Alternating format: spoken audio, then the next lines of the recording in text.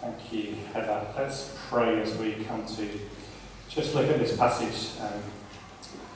Let's pray God would speak to us. Lord, we thank you for your word. We thank you for this amazing story which we're looking at today. And I pray now that you will speak to each one of us. Give us open hearts for you to meet us afresh and transform us as you did Isaiah. In Jesus' name. Amen. I wonder whether you've ever had a significant encounter with God. One of those times when you really know the reality of God, where you know God's presence in a really special way. Those times where actually you know you've just had that experience where actually you're changed because of it. A few weeks ago, as some of you know, I went up to St Vino's Monastery up in North Wales for a 6-day guided silent retreat, and I survived. And it was great. I was allowed to talk to my guide for half an hour every morning, but other than that, we were silent. And it was a really special time, just not taking any work with me, not reading any books, and just being with God for 6 days. And I'm going to be talking a bit about a deeper time. Come on to deeper tonight. I'm going to tell you what God did with me there. And just really got something which I really am keen to share. I think is something which is really helpful for all of us and certainly been helpful for me.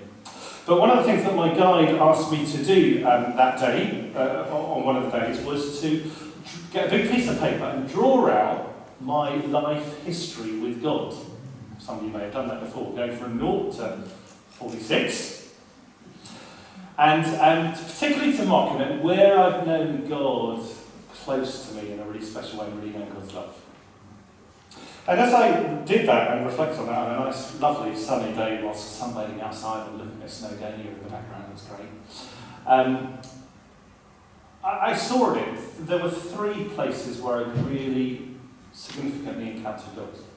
The first one was as a 15-year-old in Limpsfield School in Surrey. I'll talk about that a bit more in a moment.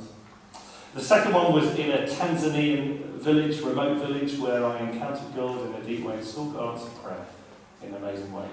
And you learned that prayer was a 2-way thing, not a 1-way thing. And then the third time particularly was in my 40s when I was up in Curaçao and I was with my spiritual director working through the spiritual exercises of Ignatius and Ignatius of Loyola. If anyone wants to know a bit more about that, do come and see me. I found them really helpful. But there, doing that, God's really gave me a new experience of his love, actually, through doing that. And they, for me, were the sort of 3 really significant of experiences of God, encounters God that I've had. And after each time, I know I look back and I've been changed, that my faith has taken a step change, that I've deepened my faith, that actually I'm a different person because of that encounter. And today we're going to look at Isaiah's encounter, this amazing encounter that Isaiah has with God in Isaiah 6. I'd love you to turn to that if you can. We will look at it quite carefully. Page 691. And here we see Isaiah, right at the start of his ministry, having a significant encounter which changed him and changed his life path and sent him out from there. And it starts with a bit of a crisis. If you read verse 1, it simply says, in the year that King Uzziah died. See, the news was that the king was dead. The king that had been a really stable, significant influence for Israel, the king had died. He was no longer. It was a period of crisis, of turmoil, of transition for the nation. Some of you here may remember the last time that the news went out that the king is dead. And we probably will hear that in the next 10 years, that the queen is dead at some point. And it will send the nation into a shock.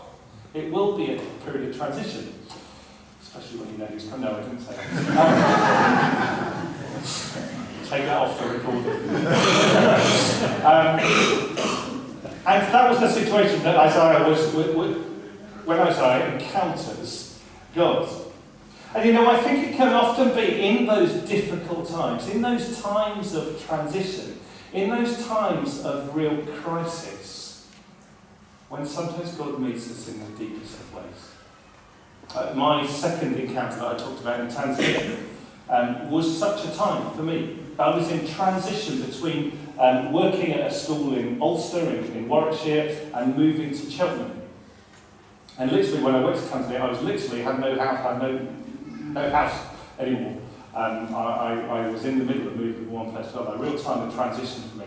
But not just physically, I too was in a place where over that sort of previous 9 months, I'd had my real period of doubt.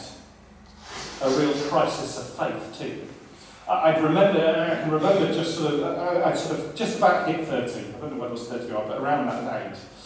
And I had come to the point where I thought, is this Christianity stuff just stuff that I've been brainwashed for 30 years? Or is this really true? Because if this is really true, I'm going to totally live my life sold out to this, because actually this is so important, this is what I need to do. And if it's not true, I'm going to chuck it in, I'm going to live like everybody else, I'm going to live for myself. And that's the point I'd reached, and I sort of chatted to the elders in my church. I stepped back from leading services because I was in crisis, and they just journeyed with me for a while. And that led me to saying I'm going to go and leading a tier fund team to Tanzania, where I said to God, I'm not really going to do any evangelism this time, because I can't cope with that at the moment. I'm just going to go on nice practical building projects, and I'm going to go and have a nice time in Africa.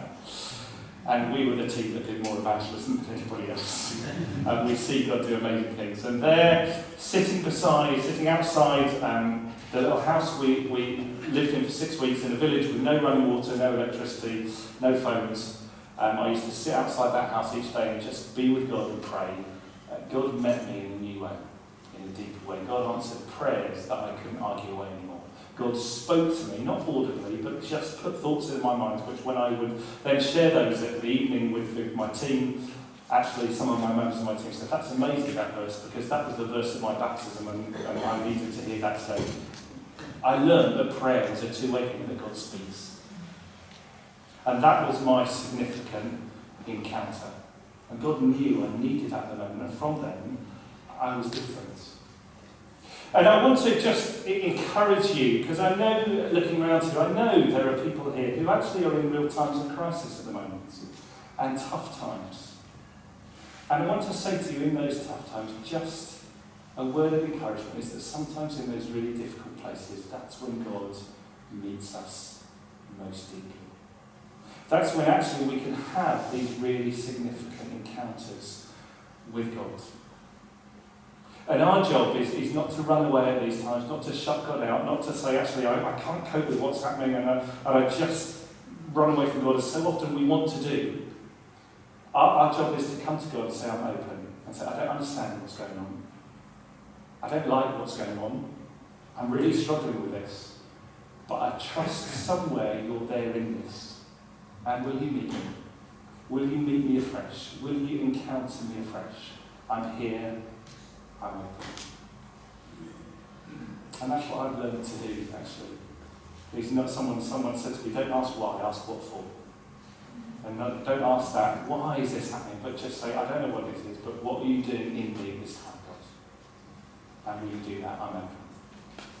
So I want to encourage you, if you're in those crisis times, sometimes that's when God really meets you. And Isaiah was in one of those crisis times, the nation was in those crisis times, and God meets Isaiah in a really special way. It gives him a really powerful revelation of God. And what I'd like you to do is I'd like you all to close, I'm going to invite you to close your eyes. And I want you, just as I read out this encounter, we sort of saw it on video, forget the video now, but just try and imagine it yourself. Just try and picture in your own way what Isaiah saw. And just let the amazingness of this picture just meet with you, let God meet with you in this. So it says, I saw the Lord high and exalted, seated on a throne, and the train of his robe filled the temple. Above him was seraphim, each with 6 wings. With 2 wings they covered their faces, with 2 they covered their feet, and with 2 they were flying. And they were calling to one another, Holy, holy, holy is the Lord Almighty. The whole earth is full of his glory. At the sound of their voices, the doorposts and the threshold shook, and the temple was filled with smoke.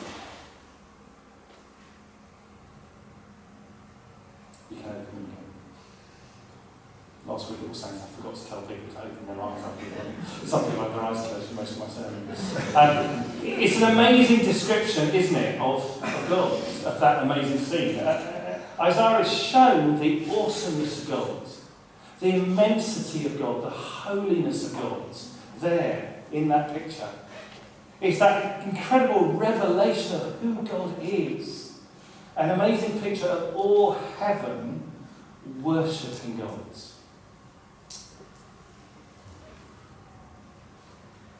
And I think that's what it happens when we encounter God, is we get a new vision of who God is. That I think when we truly encounter God in those special times, actually our vision of God is suddenly enlarged. That's what happens with Isaiah here. He gets a new perspective of who God is. God suddenly becomes so much bigger, so much mightier, so much more powerful than he's ever known before. And that's what happens at that moment. And I want to ask us the question this morning, all of us, because this is the question that God's been asking me as I reflect on this passage. And the question is this: is our vision of God too small? Is our vision of God too small? Do we have such a small vision of God that actually we don't recognise him for who he is and don't step into all that he wants for us? I think probably, almost certainly, is the answer. You see, I think there's a danger, particularly for us and in this sort of church, actually sometimes, that we can, in the sort of contemporary worship, that we can sometimes reduce God to almost our mate, the fourth emergency service who comes and helps us in those difficult times when we need him. Perhaps we can reduce worship to a bit like going and standing at the football pitch and cheering on our heroes at the football pitch, when actually the vision of God is so much bigger than that. And what Isaiah sees is that picture of just all heaven worshipping God. You see, when we meet here today, actually we are joining with the whole of the cosmos worshipping God. We're joining with all that amazing scene that Isaiah had, which happens all the time, and we're just joining in with them, actually. And I think that's pretty amazing, and I think that just is so much bigger than anything that I sort of normally just get my head around. I think that's what Isaiah saw, and it enlarged his vision of God. And I think it just it reminds us that actually God doesn't revolve solely around our world here in 21st century Malvern. We're not at the centre of the cosmos, but God is. And I think so often I had an interesting chat with some people at 9 o'clock, and they said it was great to really focus on God again, because sometimes I think our worship here can focus on us, and I think they're right. But actually God is at the centre. And I think Isaiah's vision just puts that in perspective again, it puts that in place. No longer are we the centre of the universe. No longer is it all about us, our family, our jobs, our churches, our neighbourhoods. But actually we see from this vision that actually it's all about God. It's all about God. And I think if we really got our heads around that, I think actually we would live quite differently. And actually reflecting on this passage helped me to get my head around that just a little bit more. So here we see Isaiah's... I should have been clicking on my slides, shouldn't I? But I'm going to carry on.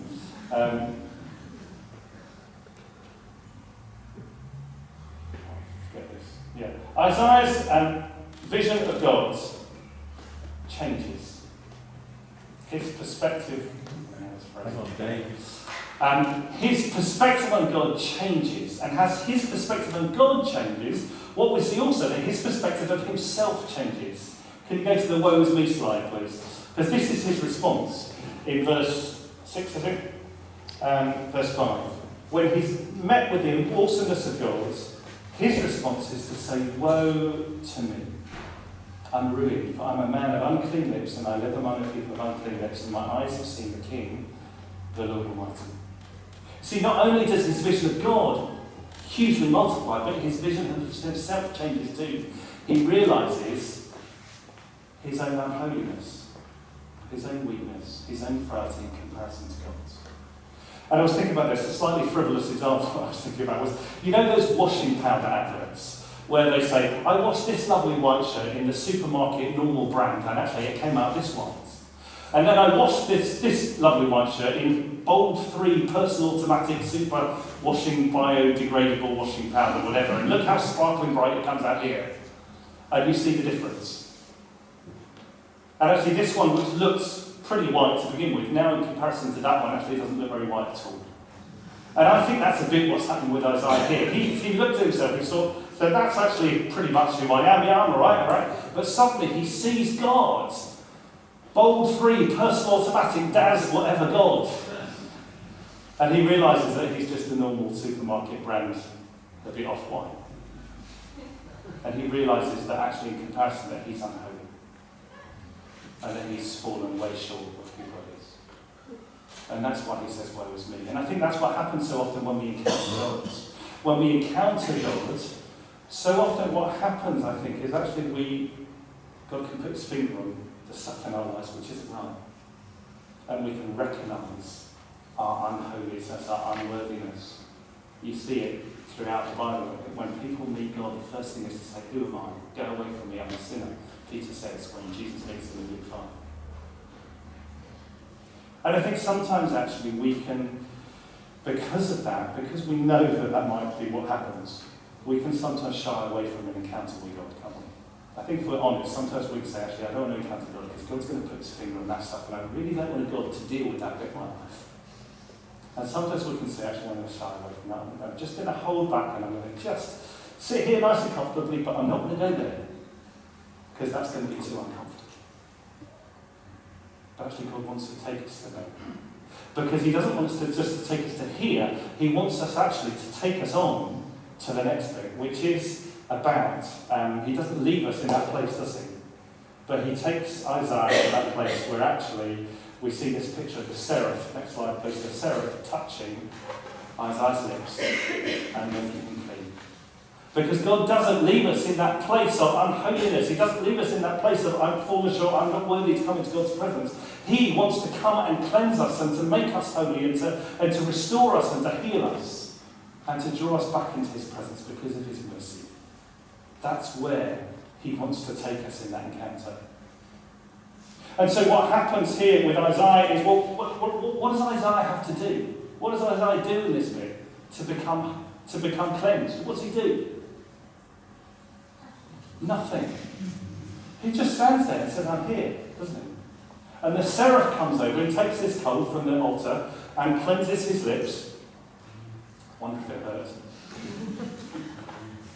And actually from that, he's restored, he's made holy. He's made right with God again. He goes from that normal supermarket brand of whiteness to that bold 3 Daz automatic personal whatever whiteness in God's eyes. And I think here what we see is just an amazing image of actually what Jesus does on the cross in the gospel, isn't it? That actually what happens is that we just say, I'm not worthy, God, I'm unclean, I'm sorry. And we don't have to do anything to earn that forgiveness. We just simply say, I'm sorry and I'm here, God. And through Jesus' death on the cross, that is, if you like, God's coming and touching us with that hot coal and making us clean. It's such a picture of what God wants to do, is to take away our guilt, so that we're not living in guilt and shame anymore, but that we're living right with God, in God's presence again, restored, healed, forgiven. And that's what's happening here with Isaiah. God doesn't leave him in that place of woe is me, but he takes him and restores him. And then, what's Isaiah's response in verse 8? From that place of encounter, from that place of where God has met him and has forgiven him and has restored him, then Isaiah says, who shall go for me? Send me. He says, I'll go. He says, I'll go. Because I've met with God, because I've actually known that I'm forgiven, because I know of what God's done for me, God doesn't force it on us. But actually he says, you can volunteer to go for me. Will you go? And Isaiah says, I'm going. And you know, Isaiah had a pretty rubbish job. If you read on, Isaiah had a pretty bad call, you know, going and telling a whole load of people that they were sinners and that they weren't going to turn around anyway and not having anyone respond to him. It was pretty tough call. And from my experience, when God calls us most strongly from those special places of encounter, actually, sometimes he calls us to the hardest stuff. The stronger I've always said to people, the stronger the call, sometimes the harder the job that you're called to. But God gives us that call so that actually in those tough times we can go back to it and look and say, I'm called, this is what I'm here for, and we can do it anyway. And so Isaiah says, here I am, send me. He says, send me where you want me to go, send me to do whatever you want me to do. Send me to make a difference in this world. Send me to go and be part of your plan in these worlds. And that's what God says and offers each one of us. He says, who will go for me? He doesn't force us, but he gives us the chance to stick our hands up and say, God, I know what you've done for me. Send me. Send me into that workplace where you've put me, not just to keep quiet, but actually to be an agent of change for you. A mouthpiece for you. Send me into that family which you've put me in to actually bring up my children and my grandchildren knowing you. Send me into that neighbourhood that you've placed me in to say, actually, well, I want to actually engage with my neighbours and have the opportunity to just be there as a blessing to my neighbours and maybe invite them to church or whatever. And to some of us, he says actually I want you to get up from where you are, and I want you to go somewhere different. And I want you to go over there and do that job and be in that place and serve me in that. Some of us God calls to stay where we are, but to be sent where he's put us. And sometimes God says, actually, I want you to go to a new place. I've got a new job for you. I've got a new ministry for you. You know, my first example of encounter with God back as a 15-year-old in Limpsfield School, when I was on my young people's site camp, there I was taking communion for the first time. I've shared some of this before. I was taking communion for the first time there in that chapel, and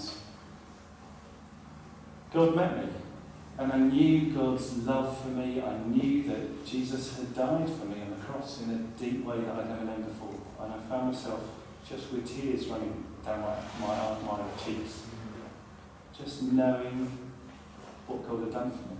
That was my moment of encounter. And knowing that I was forgiven, and knowing that I was called.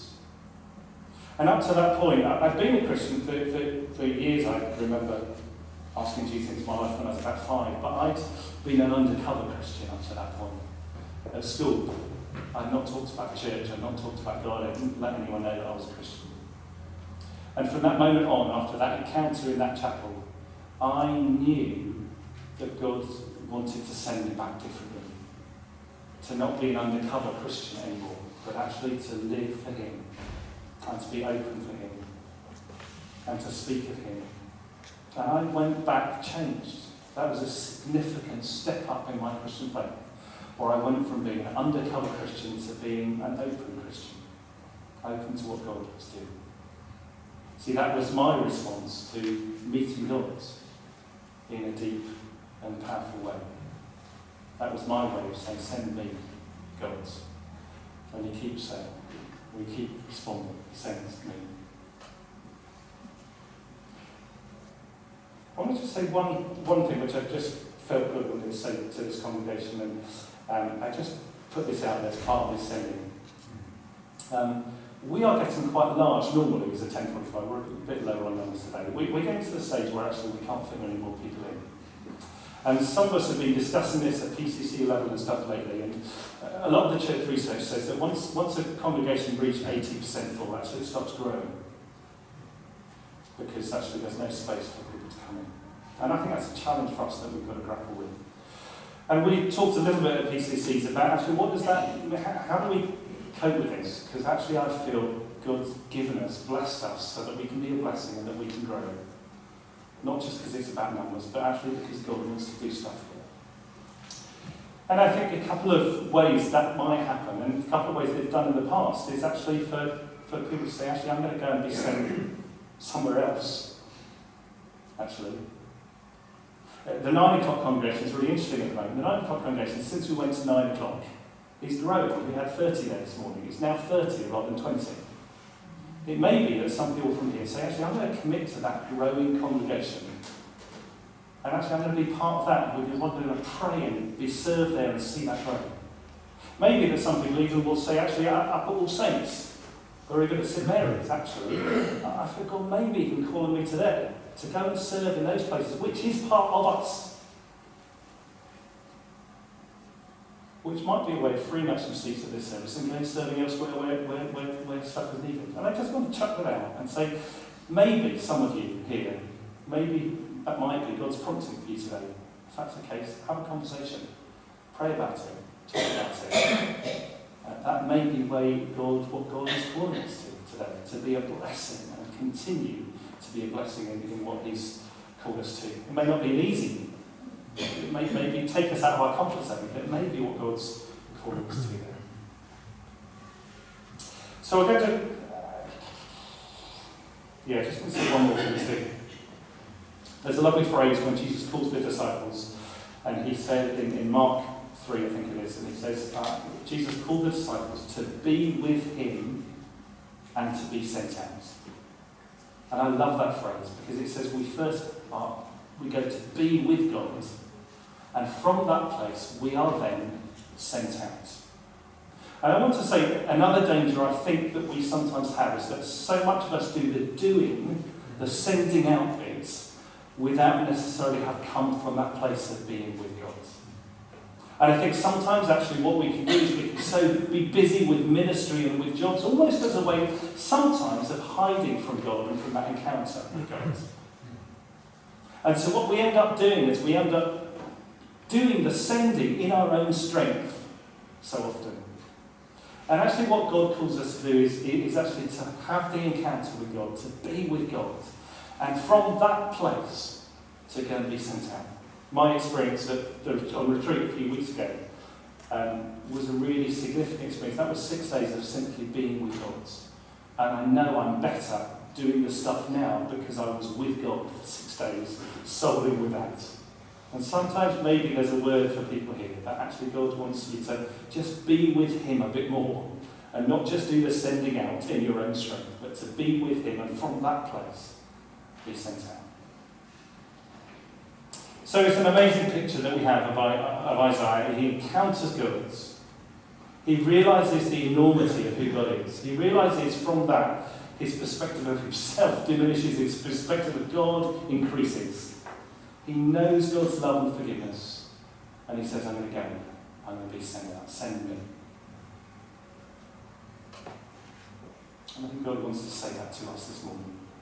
And I just want to encourage us as we're going to lead into another time of worship and an opportunity to have ministry to, and have prayerful, or to engage with God in whatever way you want to. But I want to just invite us first to be still. And just from what we've talked about this morning, just ask God to put his finger on what he wants us to take away this morning.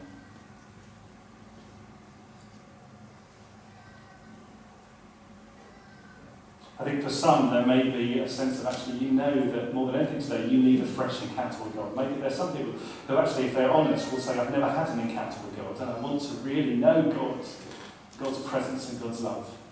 Or maybe somebody said, I've had an encounter years ago, but actually I haven't had one recently. And maybe actually that's your prayer today, is to come and receive prayer and say, I just want to know God more deeply myself. I've been doing so much serving on my own, but I haven't done the being with. Maybe actually a response for you is to say, come and ask for that today. That's to know God more deeply. Maybe even there are some here who have, if they're honest, and if we're honest, been running away from encountering God. Maybe we've been so busy with ministry or busy with family or busy with life that we've made excuses about what we've had on. But actually, maybe some of that is because we're afraid that if we encounter God, God will expose stuff that we don't need to expose. And maybe actually we need to come to God and say, okay, I'm just going to stop running away today. I'm here. And I want to receive your forgiveness and your grace and your transformation again. His invitation is to come into the light again today. Open yourself up again. Know there is a God who is merciful, who wants to restore you, to clean you up, to forgive you, to use you for what He's created you to do. And then for some, I think there's that sense of God, actually, maybe you felt God's prompting and you want to be one of those ones with your hand up today, saying, here I am, send me. Maybe to a place where you already are, to say, send me back differently today. Not to be an undercover Christian, to be an open to whatever you want to be Christian in that place. Maybe even God is wanting to say, some of you say, I've got a really new thing which I want you to do. I've got a new ministry and even a new place for you to go. And maybe actually you're just saying, send me, show me where that is today, Lord. I'm going to invite the band up and we're going to sing a couple of songs which will be the end of our service. But I want to invite you to respond in whatever way you feel able to and feel is right for you. I'd like to just say, if any prayer ministers are here, would you come up to the front and just be here to pray for people, if you would like to. Also, it may be something, a useful way of responding. Sometimes you just come to the altar rail and kneel, and just go at the altar rail on your own. And if that's the case, just come up and just sit there and be there, and allow God to do whatever He wants to today. But let's be open to God. Let's be open, not hold back, but just be open to what God wants to say to us today. And to allow God's Spirit to minister to us now. So stand, if you like, sit, if you like, as we sing. But please do just be open to how God wants you to respond right now.